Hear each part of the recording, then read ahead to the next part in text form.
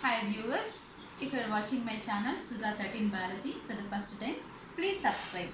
If you like my video, please like it and share it. And if you have any suggestions, please give in the comment section. Okay. So today I would like to explain about fermentation process. So what is fermentation? It is nothing but the incomplete oxidation of pyruvic acid. Is nothing but fermentation, which yields the end products, that is ethyl alcohol as well as carbon dioxide in case of yeast cells. So now in the previous sessions we have been discussed glycolytic pathway. Okay, the glucose which enters into glycolytic pathway where there is partial oxidation of glucose has been occurred. Okay, so glucose forms glyceraldehyde 3-phosphate and by oxidation again it forms glyceraldehyde 1,3-bisphosphate. So which in turn forms 3-phosphoglyceric acid and finally phosphoenol pyruvate, which in turn forms pyruvic acid. So the end product of complete glycolysis is pyruvic acid. Okay. So the fate of pyruvic acid depends upon whether it is produced in aerobic conditions or anaerobic conditions.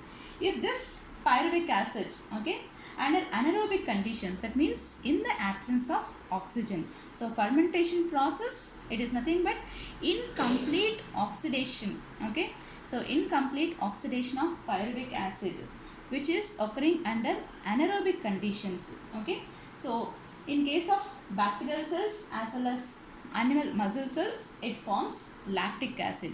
This pyruvic acid, it forms lactic acid in case of muscle cells as well as bacterial cells by incomplete oxidation of pyruvic acid in the presence of enzyme lactate dehydrogenase. Okay, so during this step the NADH2 molecule which is formed is getting reoxidized here itself. Okay, so the NADH2 which is in the reduced form is getting reoxidized to NAD plus in this process. Okay, so the end product which is formed in this is lactic acid in case of muscle cells as well as even in bacterial cells.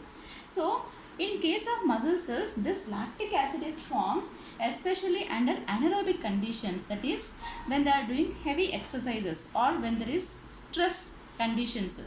The availability of oxygen is not there. Okay, so as there is no availability of oxygen, in that conditions it forms lactic acid. Okay, but in case of cardiac muscles, okay, in case of cardiac muscles, okay, so there is no fatigueness, okay, no tiredness, that means no fatigue. As there is no fatigueness in case of cardiac muscles, this lactic acid is again converted into pyruvic acid. So lactic acid gets converted into pyruvic acid by special enzymes in case of cardiac muscles, as there is no fatigueness in case of cardiac muscles and they are rich in mitochondria. And next, in case of yeast, the pyruvic acid in case of yeast, it again undergoes incomplete oxidation here also. Okay, so in case of yeast cells, the pyruvic acid initially it undergoes decarboxylation. That means the carbon dioxide is removed in the presence of enzyme pyruvate decarboxylase, which forms acetaldehyde. Okay, so pyruvic acid by decarboxylation reaction in the presence of enzyme pyruvate decarboxylase, it forms acetaldehyde, and this acetaldehyde it acts as an hydrogen acceptor. So it receives hydrogen atoms from the glycolytic pathway. That is why we call this acetaldehyde as hydrogen atoms acceptor. And the donator, okay, the donor of this hydrogen atoms is from the conversion of glyceraldehyde 3-phosphate to 1,3-bisphosphoglyceric acid. During this process conversion, okay, from glyceraldehyde 3-phosphate to 1,3-bisphosphoglyceric acid, the hydrogen atoms which are being released are donated to acetaldehyde molecule. Very important point to note here. Okay, and now this acetaldehyde in the presence of enzyme acetaldehyde dehydrogenase, it forms ethanol, okay, or ethyl alcohol, the end product in case of yeast. And during this process, the NADH2 which is in the reduced form, it gets reoxidized here also NADH2 is reoxidized to NAD plus. And this both the reactions we are seeing, okay, in case of bacterial cells or muscle cells, as well as even in case of yeast cells, the NADH2 is reoxidized slowly here itself, okay, during the conversion of acetaldehyde to ethanol here, and here also from pyruvic acid to lactic acid. During this process, NADH2 is reoxidized, and in this pyruvic acid conversion of ethyl alcohol, the end products which we can see is carbon dioxide as well as ethyl alcohol. But whereas in muscle cells or bacterial cells, there is no formation of carbon dioxide. No carbon dioxide is formed here. Okay. Only in this conversion, pyruvic acid to ethyl alcohol, the carbon dioxide is formed. Okay. And when one glucose molecule undergoes oxidation, okay, that means when one molecule of glucose undergoes oxidation, it releases around 686 kilocalories of energy. Okay, it releases 686 kilocalories of energy, and out of which, let's see how much amount of energy is trapped for ATP synthesis. In complete anaerobic respiration, okay, in complete anaerobic respiration, only 2 ATP will be synthesized. Okay, in complete anaerobic respiration, only 2 ATP is synthesized. For 1 ATP synthesis, okay, for 1 ATP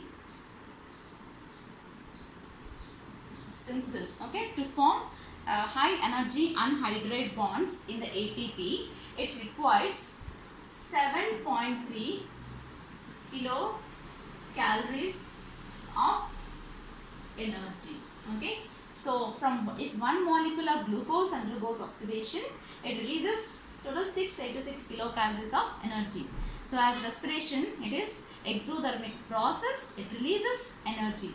So out of 686 kilocalories of energy, okay, so only 2 ATP will be synthesized. That means how much amount of energy is being trapped. Okay, so when you calculate it, 7.3 for 1 ATP synthesis, it requires 7.3 kilocalories of energy. Okay, so 7.3 into 2, okay, that means 14.6 kilocalories of energy is only trapped in order to synthesize ATP in case of anaerobic respiration. That means in both the reactions, okay, when pyruvic acid undergoes incomplete oxidation on less than 7% of energy is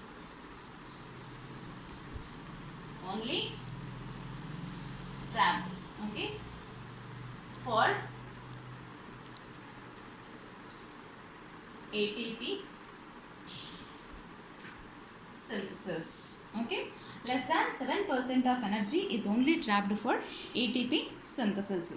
So in case of alcoholic fermentation, that is when all this process, okay, the ethanol which is formed as an end product in case of yeast, okay, so if the alcoholic percentage, it is reaching beyond the 13 or it reaches to about 13, okay, if it is more than 13, the yeast cells, okay, if it is greater than 13 or if it reaches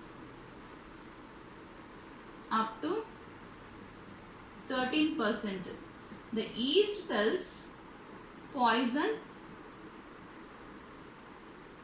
themselves. Okay, the yeast cells, if the alcoholic percentage in case of yeast cells, if it is reaching up to 13%, okay, then the yeast cells poison themselves and leads to death. Okay, and in most of the food beverages where there is fermentation process which will be occurring, only 10% of alcoholic percentage can be seen in food beverages which can be edible. Okay, food beverages, it is only 10% of alcoholic percentage which we can see in all the food beverages. This 13% and more than 13% of alcoholic fermentation can be seen only by distillation process. Okay, so that is only by distillation process. Okay, this will be increased to 13%. The alcoholic fermentation will be increased to 13% and more than 13% only by distillation process. In all the food beverages, we can see the alcoholic content will be only 10%. The alcoholic percentage will be only 10% or even less than 10%. If it is up to 13%, it will be poisonous and it is hazardous and it is even killing the yeast cells by themselves. If it is reaching up to 13% of alcoholic fermentation, that is mainly by distillation process. This is very important to note down. Okay, and let's see the comparison between aerobic respiration as well as anaerobic respiration. Okay, so that is between aerobic respiration ATP yield as well as even between fermentation process. Let's see comparison. Yes, let us see now the comparison of fermentation and aerobic respiration. Okay, so till now we have been discussed fermentation. It is incomplete oxidation of pyruvic acid under anaerobic conditions is fermentation. Okay, which yields carbon dioxide and ethyl alcohol as end products in case of yeast and lactic acid in case of muscle cells as well as bacteria. And in all the previous classes we have seen aerobic respiration which requires oxygen. Okay, so now let's see the comparisons. Fermentation accounts for only partial oxidation, okay, of glucose, whereas aerobic respiration, it is completely degraded to carbon dioxide and water. So we have been discussed in the previous session, it accounts for only partial oxidation. It is not completely oxidized. Okay, so pyruvic acid is not completely oxidized. So that is what it is, partial oxidation of glucose, whereas in aerobic respiration it is being completely oxidized. Okay, and after formation of pyruvic acid it undergoes again complete oxidation in mitochondria, that is in aerobic respiration. Okay, next second point. Okay, so where it is yielding by aerobic respiration, it is completely degraded to yield carbon dioxide as well as water as the end products. And next second point, in fermentation there is net gain of only 2 molecules of ATP. Okay, so the net gain of ATP just now we have been discussed, okay, which is only 2 molecules of ATP for each molecule of glucose degraded to pyruvic acid, whereas many more molecules of ATP are generated under aerobic conditions. Okay, so how many ATP produced under aerobic conditions? In anaerobic condition only 2 ATP is being produced, whereas under aerobic conditions how many ATP produced? Total 38 ATP is being produced, and out of which 2 will be used under glycolytic pathway. So net gain of ATP will be 36 and total ATP which is produced by complete aerobic respiration, okay, that is 38 ATP. And in order to calculate this with 7.3, so each ATP synthesis requires 7.3 kilocalories of energy. If 7.3 kilocalories of energy it is being utilized by each ATP synthesis, and for 38 ATP it will be 277.4. okay, that means out of 66 kilocalories, that means this is out of 686 kilocalories of energy, only 277.4 of kilocalories of energy is being utilized for the synthesis of 38 ATP. That means out of 686 this much is only there, it is utilized. That means only 40% of energy is only trapped, okay, during the complete process of glucose oxidation, only 40% of energy is trapped. Remaining it is lost as heat. Okay. So that is 40% is 277.4 out of 686 kilocalories of energy is being utilized for the synthesis of 38 ATP. Okay. So now the ratio of ATP produced in anaerobic respiration and aerobic respiration is 2:38. Okay.